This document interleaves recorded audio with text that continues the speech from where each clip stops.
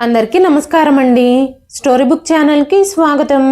ఈ రోజు నేను మీకు వినిపించబోతున్న కథ కాలం చెప్పిన సమాధానం. ఒక అమ్మాయి తన వృద్ధ తల్లిదండ్రుల కోసం తన సుఖాలు సంతోషాలు వదులుకుంది.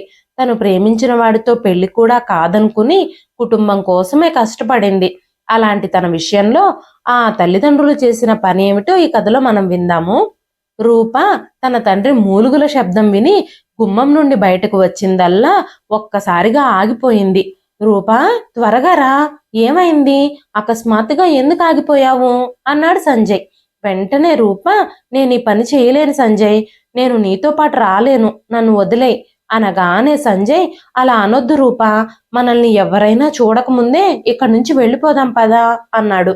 వెంటనే రూప కళ్ళల్లోంచి ధారాపాతంగా కన్నీళ్లు కారడం ప్రారంభించాయి. రూపా, ఏమైంది? ఎందుకీ కన్నీళ్లు? ఏదో ఒకటి చెప్పు అని సంజయ్ అనగానే, నన్ను క్షమించు సంజయ్, దయచేసి నా గురించి ఆలోచించొద్దు. నేను ఇలా నా తల్లిదండ్రుల్ని మోసం చేసి నీతో పాటు వచ్చేయలేను, నా మనస్సాక్షి నన్ను నిందిస్తుంది అంటూ ఏడుస్తూనే ఉంది. రూప కన్నీళ్లు చూడగానే తన పరిస్థితి చూసి సంజయ్ ఏమీ మాట్లాడలేని పరిస్థితుల్లో ఉన్నాడు. సంజయ్ చాలా ప్రయత్నించాడు, రూపకి చాలా వివరించి చెప్పాడు.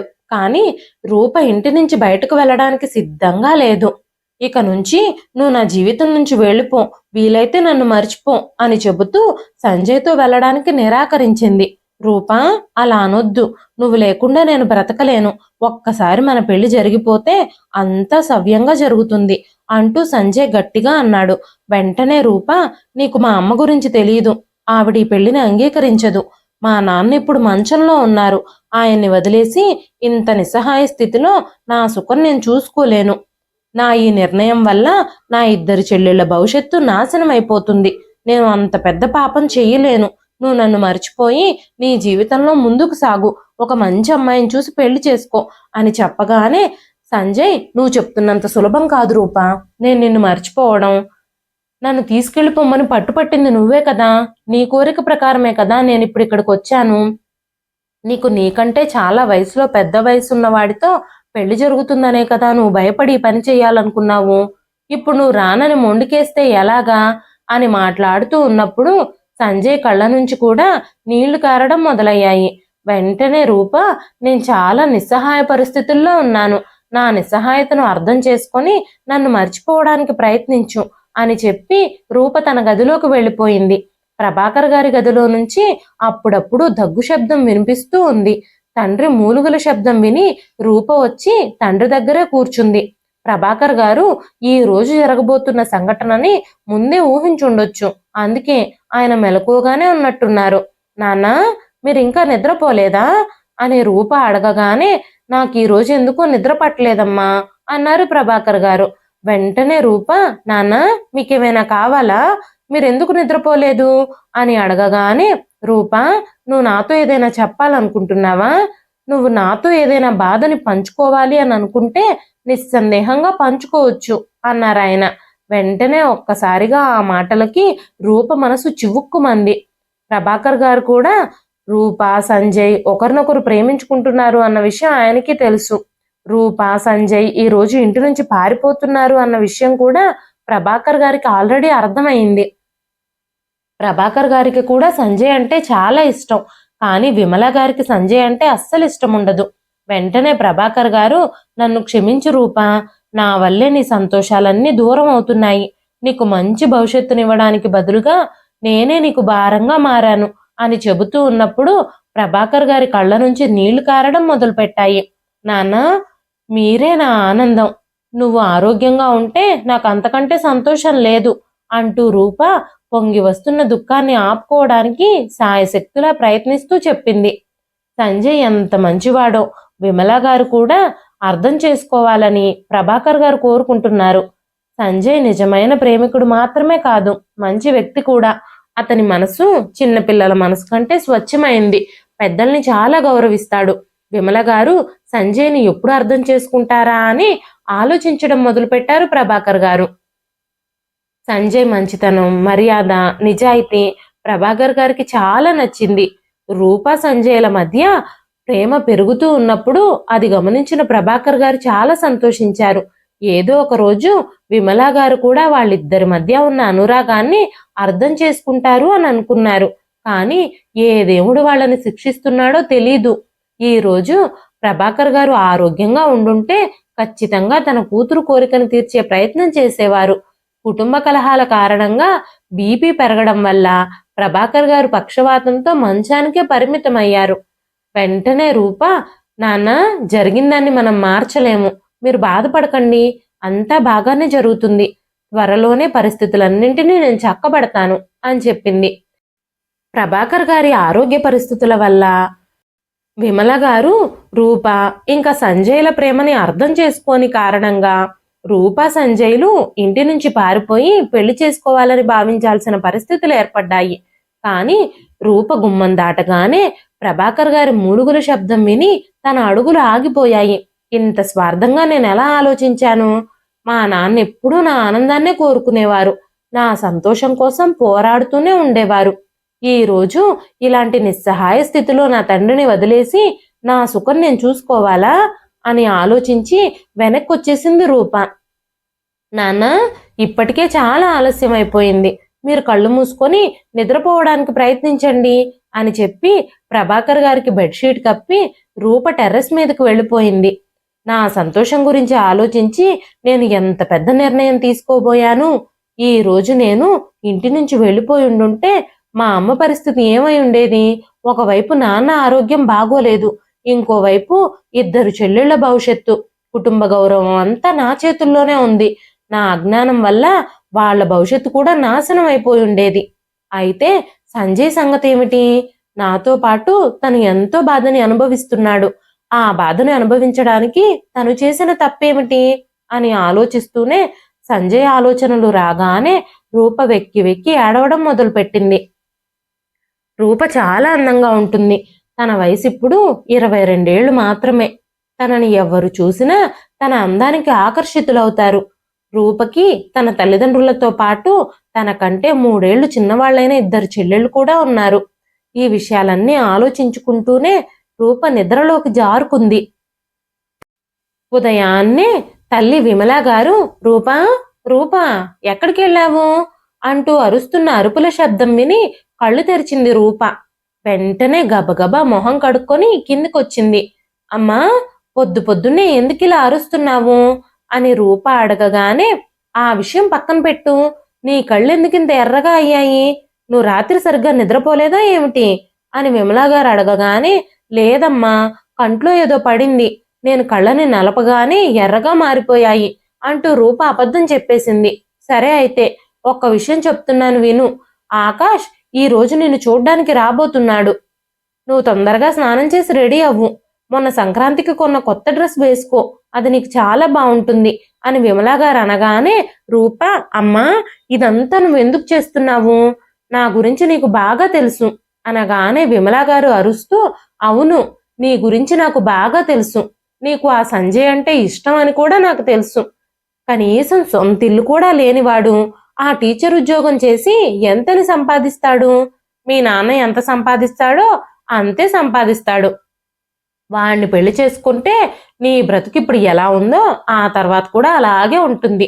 సరైన ఆహారం, సరైన బట్టలు కూడా ఉండవు అనగానే రూప, అమ్మా, నువ్వు పదే పదే నాన్నని ఎందుకు అవమానిస్తున్నావు? ఇవన్నీ నాకు నచ్చవని నీకు తెలుసు కదా.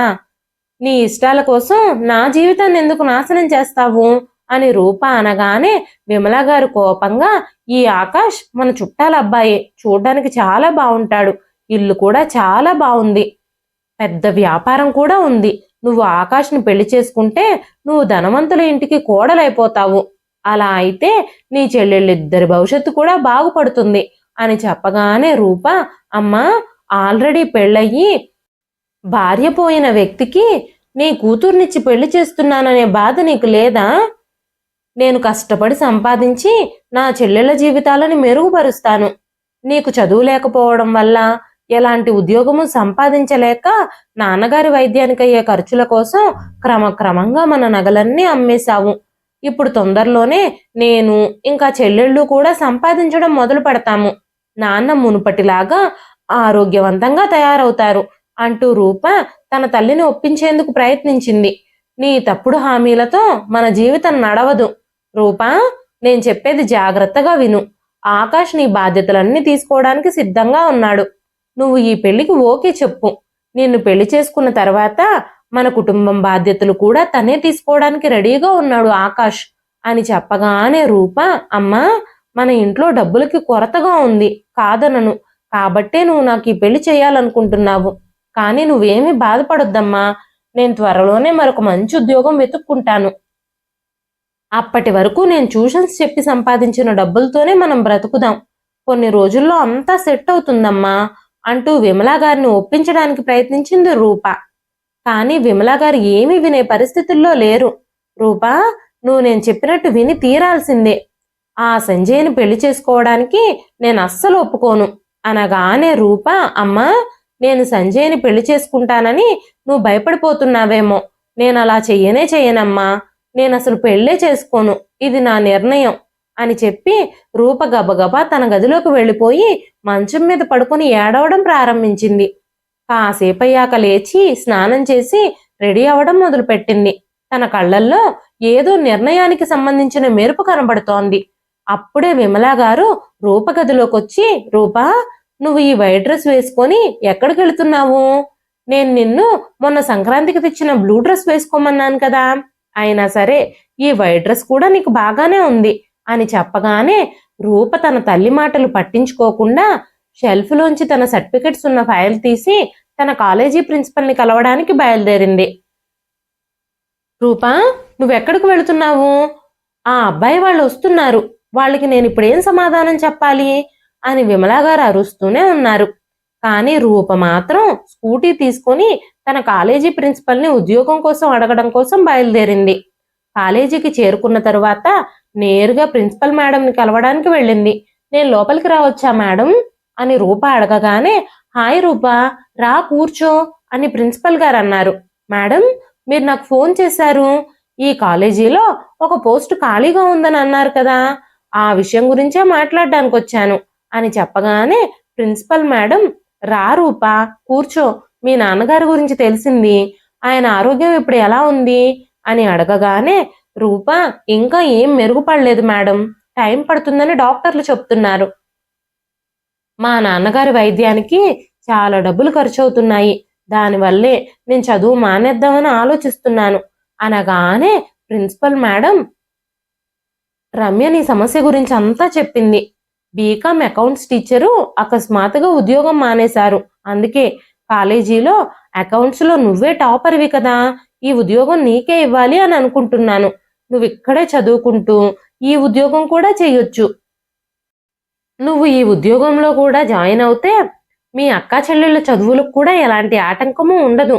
అంతేకాకుండా ఈ సంవత్సరం కాలేజీ ఫీజు కూడా మాఫీ చేద్దామని అనుకుంటున్నాము అని చెప్పగానే రూప చేతులు జోడించి, మేడం, మీరు నా సమస్యని పరిష్కరించేశారు. చాలా చాలా ధన్యవాదాలు. నేను ఇప్పుడు ఎంత సంతోషంగా ఉన్నానో మాటల్లో చెప్పలేను.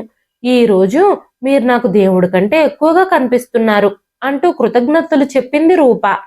వెంటనే ప్రిన్సిపల్ మేడం, మీరు ఎప్పటి నుంచి క్లాసెస్ తీసుకుంటారు అని అడిగింది. వెంటనే రూప, నేను ఈ రోజు నుంచే క్లాసెస్ మొదలు పెడతాను మేడం అని చెప్పింది. వెంటనే ప్రిన్సిపల్ మేడం, ఈ లెటర్ తీసుకొని విద్యా మేడంకి ఇవ్వండి. ఆవిడ మీకు అంతా వివరించి చెప్తారు. మీ టైం టేబుల్ గురించి ఆవిడే మీకు బోధిస్తారు అని చెప్పారు. ఈ రోజు రూప మనసులోంచి ఒక పెద్ద భారం తొలగిపోయింది. క్లాస్ స్టార్ట్ అవ్వడానికి ఇంకా టైం ఉంది. రూప కాలేజీ క్యాంటీన్లో బెంచ్ మీద కూర్చుంది. కాలేజీలో టైం దొరికినప్పుడల్లా సంజయ్తో కలిసి అక్కడికొచ్చి కూర్చునేది రూప. సంజయ్ రూపకి సూపర్ సీనియరు. కాలేజీలో చదువు పూర్తయ్యాక అక్కడే అకౌంట్స్ చెప్పడం మొదలుపెట్టాడు. ఆ విషయం గుర్తుకు రాగానే, భగవంతుడా, ఉద్యోగం వచ్చిందన్న ఆనందంలో ఈ విషయం నేను ఎలా మర్చిపోయాను? సంజయ్ ఉద్యోగం మానేశాడా? ఇప్పుడు అదే ఉద్యోగం నాకొచ్చిందా? అయినా సంజయ్ ఉద్యోగం ఎందుకు మానేశాడు? నా మీద కోపంతో ఊరు విడిచి వెళ్ళిపోలేదు కదా అన్న ఆలోచన రాగానే రూప కళ్ళు తడవడం మొదలుపెట్టాయి. అప్పుడు ఎవరో వెనక నుంచి రూప భుజం మీద చెయ్యి వేశారు. వెనక్కి తిరిగి చూసేసరికి సంజయ్ అక్కడున్నాడు. రూపని చూడగానే కలవడానికొచ్చాడు. నువ్వు కాలేజీకి రావడం చూసి నిన్ను కలవడానికి వచ్చాను రూపా అని చెప్పగానే ప్రిన్సిపల్ మేడము నన్ను అకౌంట్స్ టీచర్ ఉద్యోగానికి పిలిచారు. అకౌంట్స్ టీచర్ పోస్ట్ ఖాళీగా ఉందని చెప్పారు అని చెప్పగానే సంజయ్ కంగ్రాచులేషన్స్, ఇది చాలా మంచి విషయం అంటూ షేక్ హ్యాండ్ ఇచ్చాడు. వెంటనే రూప సంజయ్ కళ్ళల్లోకి చూస్తూ నువ్వు ఉద్యోగం ఎందుకు వదిలేశావు అని అడిగింది. వెంటనే సంజయ్ 2 రోజుల క్రితమే ఒక పెద్ద కంపెనీలో ఇంటర్వ్యూ అటెండ్ అయ్యాను. నిన్ననే అక్కడి నుంచి నాకు కాల్ వచ్చింది. అందుకే నేను ఈ ఉద్యోగాన్ని వదిలేశాను అంటూ అటు ఇటు చూస్తూ అన్నాడు సంజయ్. సంజయ్ నిజం దాచడానికి ప్రయత్నిస్తున్నాడు. రూపని కంటికి రెప్పగా చూసుకోలేరేమోనని సంజయ్ భయపడుతున్నాడు. కొంత సమయం తర్వాత సంజయ్ మాట్లాడుతూ రాత్రి ఏం జరిగిందో దాని గురించి నేను మాట్లాడాలి అని అనుకోవడం లేదు రూపా. నీ మనసులో ఏముందో నాకు తెలీదు. అయితే నా ప్రాణం ఉన్నంత వరకు నీ కోసం ఎదురు చూస్తూ ఉంటాను. ఇది చెప్పడానికే వచ్చాను. నేను ఇక బయలుదేరుతున్నాను. నేను నీ ప్రతి నిర్ణయాన్ని అంగీకరిస్తున్నాను. నీకేమైనా సహాయం కావాలంటే ఖచ్చితంగా నాకు తెలియజేయి అని చెప్పి సంజయ్ అక్కడి నుంచి లేచి వెళ్ళిపోయాడు. తన బాధని కన్నీళ్ళని చూపించి రూపని బాధ పెట్టాలి అని అనుకోలేదు సంజయ్. సంజయ్ కళ్ళల్లో కన్నీళ్లు కారడం రూప గమనించింది. అప్పుడే క్లాస్ బెల్ మోగింది. రూప లేచి క్లాస్ రూమ్కి వెళ్ళిపోయింది. ఆ తరువాత సంజయ్ ప్రిన్సిపల్ మేడం రూమ్లోకి వెళ్ళాడు. మేడం, నేను రూప కోసమే ఉద్యోగం వదిలేశాను అని మీరు రూపతో పొరపాటును కూడా చెప్పకండి. నేను తన చెల్లెళ్ళకి తనకి ఈ సంవత్సరం ఫీజు కూడా కట్టాను అన్న విషయం కూడా మీరు తనతో చెప్పకండి. ఆమె చాలా ఆత్మగౌరవం ఉన్న అమ్మాయి. ఎన్ని కష్టాల్లో ఉన్నా ఎవ్వరి సహాయము తీసుకోదు అని చెప్పగానే ప్రిన్సిపల్ మేడం, తన గురించి నాకు కూడా తెలుసు సంజయ్, మీరు దీని గురించి ఏమీ బాధపడకండి, నేను తనతో ఏమీ చెప్పనులే అన్నారు. సంజయ్ రూప కోసమే తన ఉద్యోగాన్ని వదిలేశాడు. ఎందుకంటే రూప చాలా అమాయకురాలు. తన ఉద్యోగం కోసం అక్కడా ఇక్కడా తిరిగితే తన అమాయకత్వాన్ని ఎవరైనా ఉపయోగించుకోవడానికి ప్రయత్నిస్తారు. ఇప్పటికే తను చాలా ఇబ్బందుల్లో ఉంది. ఇంట్లో తన కోసం తనకి డబుల్ వయసున్న వ్యక్తితో పెళ్లి చేయాలని చూస్తున్నారు. తన తల్లి విమలా గారు. రూప తండ్రి అనారోగ్యం పాలైనప్పటి నుంచి రూప పిల్లలకి ట్యూషన్లు చెప్పడం ప్రారంభించింది. తన కుటుంబం ఖర్చుల కోసం రూప చాలా కష్టపడుతుంది. ఆ మధ్య వయస్కుడైన ఆకాష్ని పెళ్లి చేసుకోవడం రూపకి ఇష్టం లేదు. అందుకే రాత్రికి రాత్రే సంజయ్తో వెళ్ళిపోవాలని నిర్ణయించుకుంది. కానీ తండ్రి గురించి చెల్లెళ్ళ గురించి తల్లి గురించి ఆలోచించి ఆ నిర్ణయాన్ని విరమించుకుంది. అనుకున్నట్టుగానే ఆకాష్ వాళ్ళు రూపాన్ని చూడ్డానికి వచ్చారు. విమలా గారికి ఆకాష్ అందంగా కనిపించడం మొదలుపెట్టాడు. విమలా గారు రూపకి పదే పదే కాల్ చేస్తున్నారు. కానీ రూప ఫోన్ ఎత్తకుండా ఫోన్ బ్యాగ్లో పెట్టేసుకుంది. రూప కోసం ఆ సంబంధాన్ని తీసుకొచ్చిన విమలా గారి అక్క కాత్యాయని గారు విమలా గారితో, విమలా, నీ కూతురు లక్షణాలు అసలు ఏమీ బాగోలేదు. సాయంత్రం అయిపోయింది, తన నుంచి ఎలాంటి వార్త లేదు. తను ప్రేమించిన వాడితో ఎవరితోనైనా పారిపోయి ఉండొచ్చు. నేను ఇంత మంచి సంబంధాన్ని తన కోసం తీసుకొచ్చాను. ఈ సంబంధం గనక తను చేసుకుంటే మీ జీవితమే మారిపోయి ఉండేది అని మాట్లాడుతూ ఉండగానే రూప ఇంటికొచ్చింది. ఆకాష్కి కూడా రూప నచ్చింది. రూపని చూడగానే ఆకాష్ రూపని ఇష్టపడ్డాడు. వెంటనే విమలా గారు, మా రూపకి కేవలం 22 ఏళ్లే. ఇతనిని చూస్తుంటే దగ్గర 40 ఏళ్లకు పైనే వయసున్నట్టుగా అనిపిస్తుంది అనగానే విమలా గారి అక్క కాత్యాయని గారు, నీకేం తెలుసు, ఏం మాట్లాడుతున్నావు నువ్వు? పూర్వకాలంలో కూడా ఇలాంటి వివాహాలు జరిగేవి కదా. 15 ఏళ్ల వయసు తేడా ఉంటే అది పెద్ద తేడా ఏం కాదులే అని చెప్పారు. విమలా గారి తల్లి ప్రేమ ఎక్కడికి వెళ్ళిపోయిందో తెలియదు. తన అక్క మాటలే తన మనసు మీద ప్రభావం చూపించడం మొదలయ్యాయి. ఇక రూపకి ఆకాష్తో నిశ్చితార్థం కార్యక్రమాలు కూడా ప్రారంభించేసింది. అదంతా చూసి రూప చెలించిపోయింది. త్వరగా వచ్చి ఆ సామాన్లన్నీ తీసుకుని దూరంగా విసిరేసింది. రూప ఉగ్రరూపాన్ని చూసి విమలా గారు భయపడిపోయారు. వెంటనే విమలా గారి అక్క కాత్యాయని, విమలా, ఆడపిల్లల్ని ఎలా పెంచాలో నీకు తెలియదా? ఏంటి దురుసు ప్రవర్తన? ఇంటికొచ్చిన వాళ్ళని ఇలా అవమానిస్తారా అనగానే విమలా గారు రూప చెంపని చెళ్ళుమనిపించారు. తను మీ పెద్దమ్మ, నీ మంచి కోసమే ఇదంతా చేస్తుంది. తను నీకు తల్లి లాంటిది. అందుకే నీ కోసం ఇంత మంచి సంబంధం తెచ్చింది. ఆకాష్కి చాలా ఆస్తుంది. ఎవరో అనుభవించడం కంటే నువ్వే అనుభవిస్తే మంచిదని తను నీకు ఈ సంబంధం సెట్ చేయాలని చూస్తూ ఉంటే నువ్వు ఇలా ప్రవర్తిస్తావా అంటూ విమల గారు కూతురికి పెళ్లి చేసేస్తే తమ కష్టాలన్నీ దూరం అయిపోతాయి, ఇక విలాసవంతంగా బ్రతకొచ్చు, అందుకే రూప జీవితం ఏమైపోయినా పర్వాలేదు అని అనుకుంటుంది. వెంటనే రూప, అమ్మా నువ్వు ఒక తల్లివేగా, స్వయంగా కూతుర్ల జీవితాన్ని నువ్వు నాశనం చేస్తావా? నీ కూతురు జీవితం నాశనం అయిపోతే నీకు ఆనందం లభిస్తుందా? అలా వచ్చే డబ్బుతో నువ్వు సంతోషంగా ఉండగలవా? ఈ ఆకాష్ తన భార్యని చంపేసి ఇప్పుడు నాతో పెళ్లికి సిద్ధమయ్యాడు, రేపు నన్ను కూడా చంపేస్తే అని అడగగానే విమలా గారు కాసేపు మౌనంగా కూర్చున్నారు. బహుశా తను తన తప్పును గుర్తించడం ప్రారంభించింది. వెంటనే కాత్యాయని గారు, విమల, నీ కూతురు మాటలన్నీ వినడానికి నా దగ్గర సమయం లేదు. నువ్వు అవునను కాదను నీ నిర్ణయం చెప్పేసెయ్యి. ఇంత మంచి సంబంధం చెడగొట్టుకొని ఏడవాలనుకుంటే ఏడువు అని మాట్లాడుతూ ఉండగానే విమలా గారు కూతురు మాటలకి పశ్చాత్తాపడుతూ, అక్క, నీకు కూతుళ్ళు లేరు, ఇక నా బాధ నీకెలా తెలుస్తుంది? డబ్బు కాసుపడి నా కూతురు జీవితాన్ని నేను బలివ్వాలి అని అనుకున్నాను, కానీ ఇక ఇప్పుడు అలా జరగదు. నువ్వు ఇక్కడి నుంచి వెళ్ళిపో, మాకు ఎలాంటి సంబంధము వద్దు అంటూ విమలా గారు తన అక్క కాత్యాయనిని వెళ్ళిపోమని చెప్పారు. కూతురు మాటలకి నాకు బుద్ధొచ్చింది, నేను అవమానించక ముందే ఇక్కడి నుంచి నువ్వు వెళ్ళు అనగానే కాత్యాయని గారు, నీ కూతురు నీ మనసుని ప్రభావితం చేస్తుంది, నువ్వు బాగా ఆలోచించుకొని ఏదో ఒక నిర్ణయం తీసుకో అని చెప్పగానే, అక్క నువ్వు ముందు నా ఇంటి నుంచి బయలుదేరు అని చెప్పి విమలా గారు, ఆకాష్ ఇంకా కాత్యాయని గారు బయటకు వెళ్ళగానే తలుపులు మూసేశారు.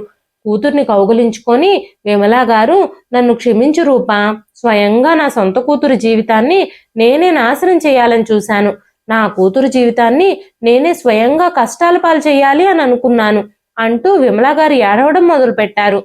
అమ్మా నువ్వు ఏడవద్దు, అంతా బాగానే జరిగింది కదా, అయినా ముందే నువ్వు మీ అక్క మాటలు విని నాన్నతో గొడవ పెట్టుకోకుండా ఉండుంటే నాన్న ఈరోజు మంచాన పడి ఉండేవారు కాదు అని మాట్లాడుతూనే, ఇంట్లో ఇంత గొడవ జరుగుతూ ఉంటే నాన్న మౌనంగా ఎందుకున్నారు? నాన్న గదిలో నుంచి ఎలాంటి శబ్దము రావడం లేదేంటి అంటూ రూప పరిగెత్తుకుంటూ ప్రభాకర్ గారి గదిలోకి వెళ్ళింది. ప్రభాకర్ గారిని మంచం మీద నుంచి లేపడానికి ప్రయత్నించింది. ఆయన నిద్రపోతూనే ఉన్నారు. రూపకి అనుమానంగా అనిపించింది. అమ్మా ఏం జరిగింది, నిజం చెప్పు, నాన్నెందుకు ఇలా నిద్రపోతున్నారు అని అడిగినప్పుడు విమలా గారు, నన్ను క్షమించమ్మా రూపా, ఇవాళ జరగబోయే ఆచారాల సమయంలో ఎలాంటి ఆటంకము కలగకుండా ఉండేందుకు మీ నాన్నకి జ్యూస్లో నిద్రమత్తు మాత్రలు కలిపిచ్చాను, దయచేసి నన్ను క్షమించండి, మా అక్క చెప్పడం వల్లే నేను ఇదంతా చేశాను అని ఏడవడం మొదలుపెట్టారు విమలా గారు.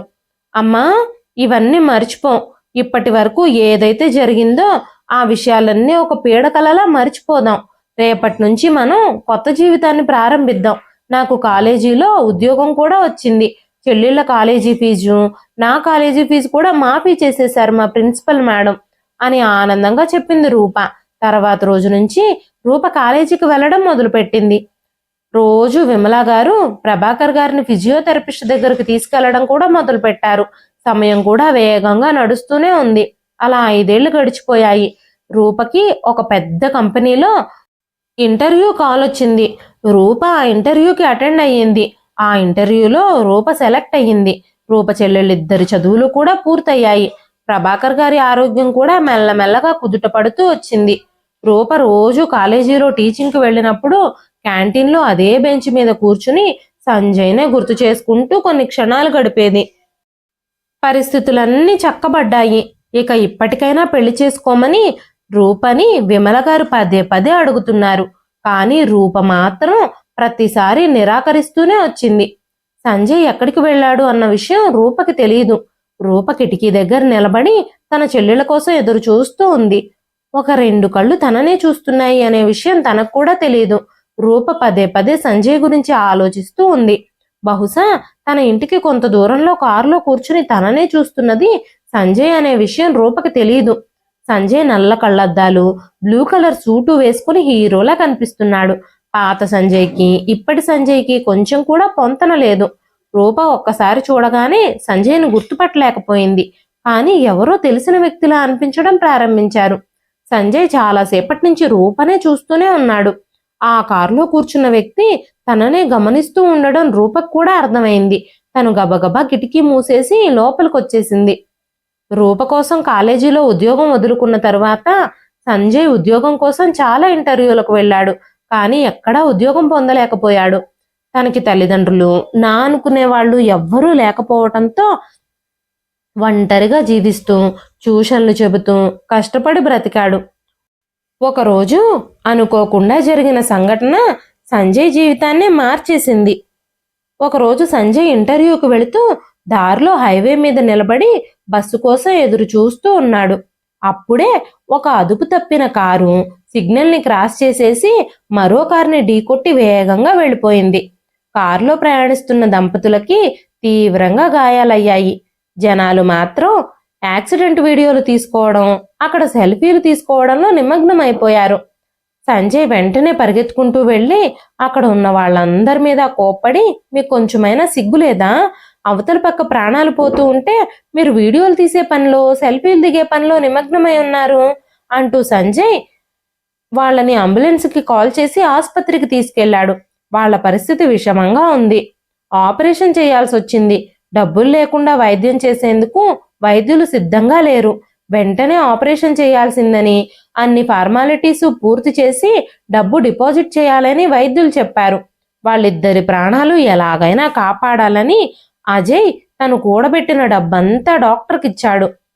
మీరు ఆపరేషన్ ప్రారంభించండి, మిగతా డబ్బు నేను ఎలాగోలాగా అరేంజ్ చేస్తాను అని చెప్పి సంజయ్ తెలిసిన వాళ్ళందరి దగ్గర అప్పులు చేసి తన తల్లి జ్ఞాపకంగా దాచుకున్న నగలు కూడా తాకట్టు పెట్టి డబ్బు తీసుకొచ్చి వాళ్ళకి ఆపరేషన్ జరిపించాడు.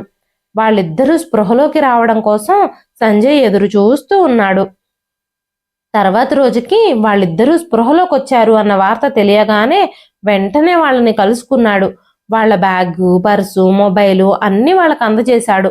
అమ్మా, మీ వాళ్ళెవ్వరికీ నేను తెలియజేయలేకపోయాను, ఎందుకంటే మీ ఫోన్ పాడైపోయింది. అందువల్ల దానిలో ఎలాంటి నెంబర్లు నాకు దొరకలేదు.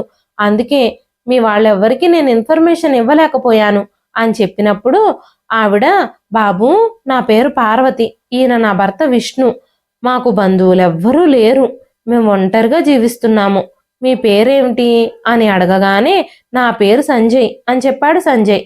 వెంటనే పార్వతి గారు, మా ప్రాణాలు కాపాడినందుకు నీకు చాలా చాలా ధన్యవాదాలు అని చెప్పారు. వెంటనే సంజయ్, నేను కాదమ్మా మీ ప్రాణాలు కాపాడింది, ఆ పైనున్న భగవంతుడే మీ ప్రాణాలు కాపాడాడు, నాకేమీ ధన్యవాదాలు చెప్పాల్సిన అవసరం లేదు, కష్టాల్లో ఉన్న ప్రజల్ని ఆదుకోవడం బాధ్యత గల పౌరుడి లక్షణం అని చెప్పగానే, మీరేం చేస్తారండి అని అడిగారు పార్వతి గారు. నేను ప్రస్తుతానికి నిరుద్యోగినమ్మా, ఉద్యోగం కోసం వెతుక్కుంటున్నాను. నిన్న ఉదయాన్నే ఇంటర్వ్యూకి వెళుతూ ఉన్నప్పుడు మీకు యాక్సిడెంట్ అవ్వడం చూసి మిమ్మల్ని ఇక్కడికి తీసుకొచ్చాను అని మాట్లాడుతూ ఉండగానే అప్పుడే డాక్టర్ రౌండ్స్కి వచ్చారు. మీరు చాలా అదృష్టవంతులండి, ఈ సంజయ్ సమయానికి మిమ్మల్ని ఆసుపత్రికి తీసుకొచ్చాడు, మీ ఆపరేషన్ ఖర్చు మొత్తం కూడా తనే భరించాడు. ఈ రోజు ఈ సంజయ్ కనుక లేకపోతే మీరు ప్రాణాలతోనే ఉండేవారు కాదు అని చెప్పినప్పుడు విష్ణు గారు, డాక్టర్ వెళ్ళిపోయిన తర్వాత నా పర్సులో ఏటీఎం కార్డు ఉంది, దాన్ని బయటకు తీయమని చెప్పాడు.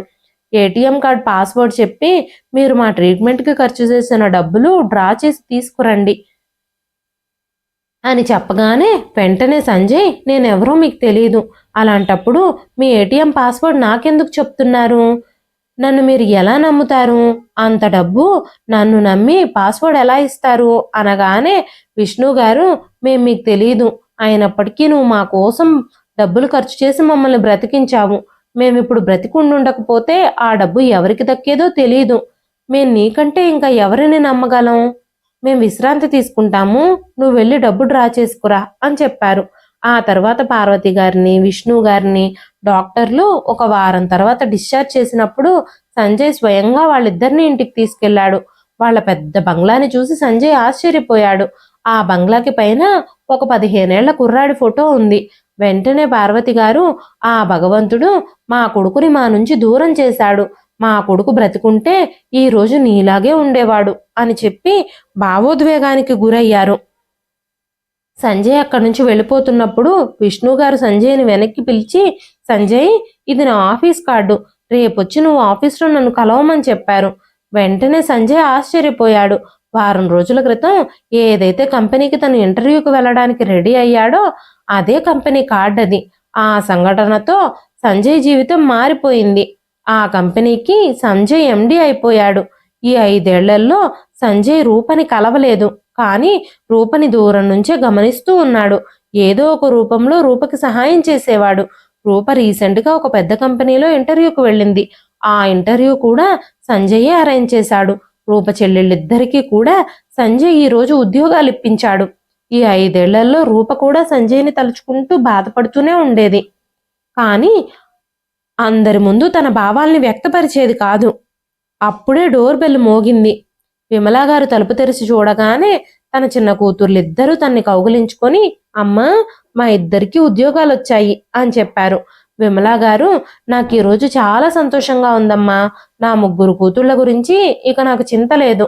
అందరూ తమ కాళ్ళ మీద తాము నిలబడున్నారు అని మాట్లాడుతూ రూపతో, రూపా, నువ్వు ఇంకా ఎంతకాలం అలా మూడులా ఉంటావు? ఇప్పటికైనా పెళ్లి చేసుకోమ్మా అని చెప్పారు. రూప మాత్రం ఏమీ మాట్లాడకుండా అక్కడి నుంచి లేచి వెళ్ళిపోయింది. కిటికీ దగ్గరే నిలబడి సంజయ్ జ్ఞాపకాల్లో మునిగిపోయింది. విమలా గారి కళ్ళల్లోంచి కూడా కన్నీళ్లు కారడం మొదలయ్యాయి. నా తప్పు కారణంగానే నా కూతురు ఇప్పుడు శిక్ష అనుభవిస్తుంది. సంజయ్ ఎక్కడున్నాడో తెలిస్తే అతనికి క్షమాపణలు చెప్పి రూపకి సంజయ్కి పెళ్లి చేసేదాన్ని అని ఆలోచిస్తూ ఉంది. అలానే 2-3 నెలలు గడిచిపోయాయి. ఒక ఆదివారం డోర్ బెల్ మోగింది. పెళ్లిళ్ల పేరయ్య తలుపెదురుగా నిలబడున్నాడు. విమలా గారి 3 కూతుళ్ళకి ఆయన మంచి మంచి సంబంధాలు తీసుకొచ్చాడు. విమలా గారు ఎంతో కష్టపడి రూపని పెళ్లికి ఒప్పించారు. రూప కూడా తన చెల్లెళ్ళకొచ్చిన మంచి మంచి సంబంధాలు మిస్ అయిపోతాయేమోనని, తన వల్ల తన చెల్లెళ్ళ జీవితం నాశనం అవుతుందేమోనని బలవంతంగా పెళ్లికి అంగీకరించక తప్పలేదు. కానీ రూపకి మాత్రం పదే పదే సంజయే గుర్తుకొస్తున్నాడు. సంజయ్ ఎక్కడున్నాడో తెలియదు, ఇప్పుడు ఏం చేస్తున్నాడో తెలియదు. కానీ రూపకి మాత్రం నమ్మకం ఉంది, సంజయ్ తన కోసమే ఎప్పటికీ ఎదురు చూస్తూ ఉంటాడని. కానీ తను ఏమీ చేయలేని నిస్సహాయ పరిస్థితుల్లో ఉంది. తను రోజు సంజయ్ కోసం ఏడుస్తూనే ఉంది. రూప ఎంగేజ్మెంట్ రోజు రానే వచ్చింది. రూప స్టేజ్ మీదకి రాగానే ఒక్కసారిగా లైట్లన్నీ ఆఫ్ అయిపోయాయి. చుట్టూ చీకటి. రూపకి ఏమీ కనిపించడం లేదు. చిన్నగా క్యాండిల్ లైట్స్ వెలుగుతున్నాయి. ఆ వెలుతురులో ఎదురుగా చూసేసరికి సంజయ్ మోకాళ్ల మీద నిలబడి చేతిలో రింగు పట్టుకుని ఉన్నాడు. అలా సంజయ్ని తన ఎదురుగా చూసిన రూప ఆనందానికి అవధులు లేవు. ఇన్నాళ్ల తన కల ఫలించినందుకు రూపకి ఆనందంతో తన కళ్ళ నుంచి కన్నీళ్లు కారుతున్నాయి. విమలా గారు, ప్రభాకర్ గారు, రూప ఇద్దరు చెల్లెళ్ళు కలిసి ఇదంతా ప్లాన్ చేశారు. రూపకి పెద్ద సర్ప్రైజ్ ఇచ్చారు. కుటుంబ పరిస్థితుల దృష్ట్యా తన ప్రేమని వదులుకున్న రూపాకి 5 ఏళ్ల తర్వాత తన ప్రేమ మళ్ళీ తిరిగి దొరికింది. చాలా ప్రశ్నలకి కాలమే సమాధానం చెబుతుంది అంటారు కదా, ఈ రోజు రూప విషయంలో కూడా అదే జరిగింది. ఇదండి ఈ రోజు కథ.